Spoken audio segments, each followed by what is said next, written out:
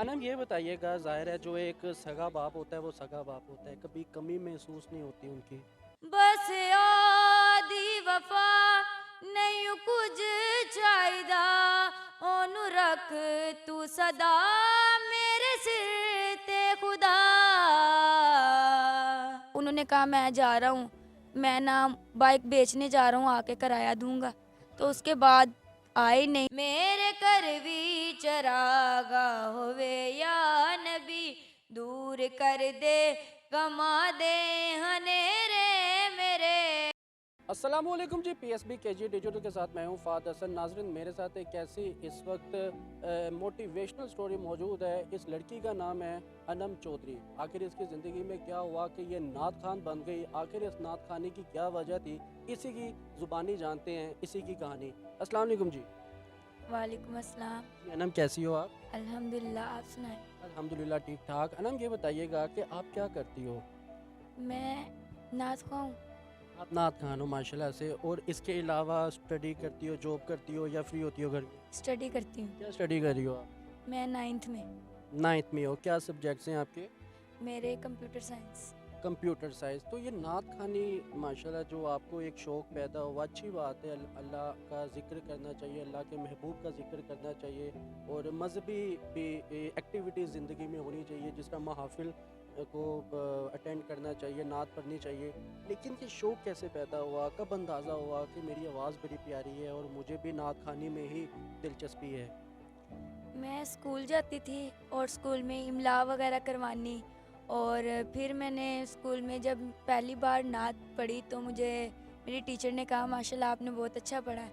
उसके बाद मैंने घर आके अपनी मम्मा को सुनाया, तो मम्मा ने कहा आपकी आवाज़ बहुत प्यारी है। तो उसके बाद मुझे शौक़ हुआ, मैं महफ़िलों पे जाती थी, छोटी सी थी और मामा के साथ जाती थी महफ़िल पे अपने घर में, और मैं पढ़ती रहती थी। तो इसीलिए मुझे शौक़ पैदा होता गया और अब मैं इस मौके पर यहाँ पे बैठी हूँ।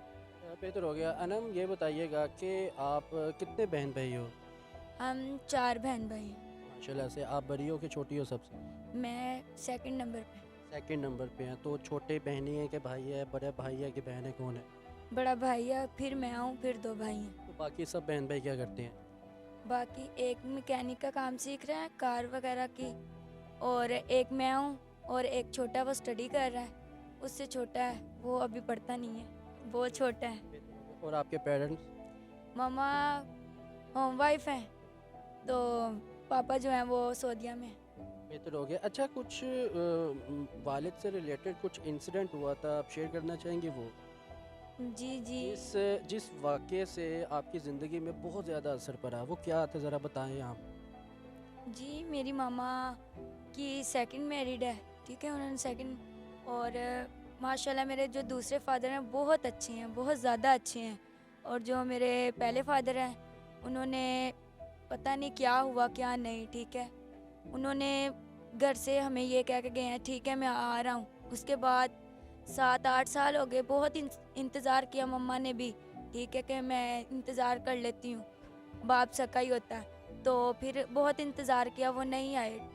हमें मेरी मम्मा ने हमें भी कहा कि आप लोग खुद देख लो, तो हमने भी बहुत देखा, ठीक है। बाप बहुत ज़्यादा अहमियत रखता है ज़िंदगी में, ठीक है। और उन्होंने हमारे लिए कुछ भी नहीं किया जो कि करना चाहिए था एक इंसान को, एक बाप को बेटी के लिए, बेटों के लिए, पर उन्होंने हमारे लिए कुछ नहीं किया। और मेरे जो सेकंड फादर हैं, मेरी मम्मा की जो अम्मी हैं, मेरी नानो, उन्होंने उनकी शादी की 5 साल इंतज़ार करने के बाद, और फिर उन्होंने शादी जब उनकी की है तो माशाल्लाह बहुत अच्छी हैं वो। जितनी तारीफ़ करें उतनी कम है, क्योंकि उन्होंने हमारे सर पर हाथ रखा है। बेहतरीन बहुत हो गया, अच्छे हैं। बहुत अच्छी बात है। नाज़रीन, अगर कोई किसी के सर पे हाथ रखे और जवान बच्चियों को एज़ अ बेटी कबूल करे, ये बहुत बड़ी बात है। नाज़रीन, बहुत मुश्किल होता है कि किसी गैर बच्चियों को अपनी बेटी मानना और उनके सर पर बाप बनकर हाथ रखना। अनम ये बताइएगा कि पता करने की कोशिश की कि आपके जो पहले फ़ादर, जो सगा बाप आपका, उन्होंने क्यों छोड़ा? होता है ना मियाँ बीवी में, जिस तरह आपके पेरेंट्स, ऑब्वियसली सबसे पहले मियाँ बीवी में 100 झगड़े हो जाती हैं, नाराज़गियाँ हो जाती हैं।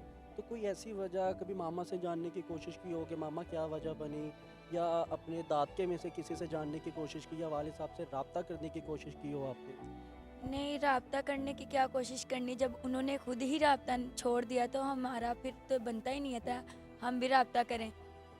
तो मेरी मामा, हम उनके साथ होते थे, हमें ज़्यादा पता था कि वो गलत है या बाबा गलत है, पर हमारे पापा गलत थे। तो इसी वजह से हम अपने माँ का साथ देंगे और अपने दूसरे बाप का भी साथ देंगे जिसने हमारे लिए इतना ज़्यादा किया। वजह क्या बनी, मतलब कि ये गलत थे, किस किस नौयत की गलती उन्होंने की? क्या वालदा के साथ झगड़े होते थे या क्या मामला थे? ये तो अल्लाह ही जानता है, क्योंकि मेरी मामा हमारे सामने थी, बहुत ज़्यादा गरीब थे, हम इतनी अमीर नहीं हैं, बहुत ही गरीब थे। तो उन्होंने कहा मैं जा रहा हूँ, मैं ना बाइक बेचने जा रहा हूँ, आके किराया दूंगा। तो उसके बाद आए नहीं, राब्ता किया, नंबर बंद। फिर हम वहाँ से, जहाँ पे हम रहते थे, वहाँ से सामान उठाया और अपनी नानों की तरफ चले गए। उसके बाद हमें नहीं पता कि काफ़ी राब्ता किया, मोबाइल बंद, कुछ नहीं पता। और फिर 5 साल गुजर गए। मेरे नाना अबू थे, उन्होंने कहा कि बेटा शादी कर लो, भाई नहीं बनते, तो कोई भी नहीं बनता इस दुनिया में। तो फिर मेरी मामा ने उनके कहने पे शादी की। बेहतर हो गया। अच्छा बेटा ये बताइएगा, कोई नात पढ़ना चाहोगी आप? कुछ सुना दो आप। सल्लल्लाहु अलैका या रसूल अल्लाह, वसल्लम अलैका या हबीब अल्लाह। विच उड़ीका दे बैठियां मैं सोहणिया, विच उड़ीका दे बैठी हाँ मैं सोहणिया, शाह सवारा कदी आ जावेड़े मेरे, विच उड़ीका दे बैठियां मैं सोहणिया, विच उड़ीका दे बैठियां मैं सोहणिया, विच उड़ीकां दे बैठियां मैं सोहणिया, विच उड़ीकां दे बैठियां मैं सोहणिया, शाह सवारा कदी आ जावेड़े मेरे, शाह सवारा कदी आ जावेड़े मेरे, मेरे घर भी चरागा होवे या नबी, दूर कर दे कमा दे हनेरे मेरे, विच उड़ीकां दे बैठी हमें सोहणिया।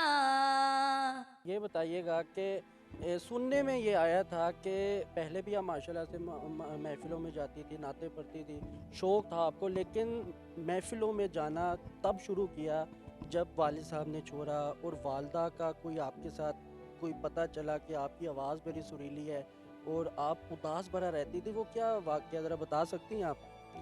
मेरी मामा ने मेरे साथ बहुत साथ दिया है कि अभी भी है ना, कि कोई भी मना करे ना कि नहीं यहाँ नहीं जाना, वहाँ नहीं जाना, मेरी मामा कहती है मुझे अपनी बेटी पे यकीन है, मैं जहाँ मर्जी भेजूँ। मेरी मामा ने बहुत साथ दिया मेरा, ठीक है।